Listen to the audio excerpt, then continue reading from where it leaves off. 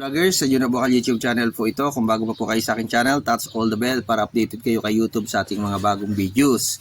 Paano ba maglakad ng PIBAW veteran na naiwan ng ating mga yumaong magulang o ating mga lolo, so ating mga magulang. So yun po, kapag ka po napabuklat nyo doon sa computer at lumabas po na nag-file at nag-claim po ng panahon yun, so meron pong may pag-asa po.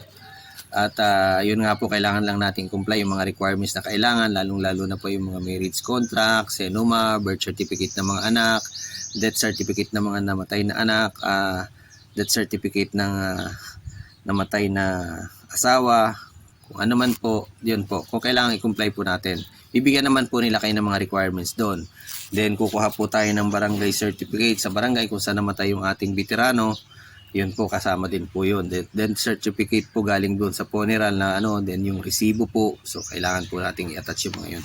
Ito po yung ating nabuklat doon sa ating nakaraang paghahanap ng service record. Ito na po yung nakiusap tayo doon sa aking nakaraang videos na nakiusap po tayo doon sa National Record Division na makakuha tayo ng pagkakataon na tayo na mismo maghanap ng service record, kasi po yun ang nagiging problema ng mga veterano na naghahabol dahil wala po silang service record. Meron nga po ako nakabinbin yung kay Paul Genso Season na nakabinbin, nag-pension yung matanda ng 1 taon at namatay, so kailangan ilipat doon sa asawa yung pension, pero nakabinbin at hindi pa rin po ma-process. Halos mag-30 taon na po na nilalakad ay hindi pa rin po ma-process dahil wala nga pong service record. Ang mali doon, bakit po nila pinang-pension ay wala daw service record. So ito na po yun, yung service record na to. So papatatakan po natin to, authenticate through copy doon sa record division sa kanila pong head officer doon.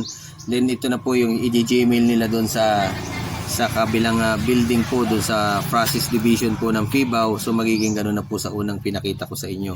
So ipo-format na po nila to para na po siyang transcript of record. Ganun po. So ito po siya. Hindi lang po natin pwedeng ilabas dahil confidential po siya.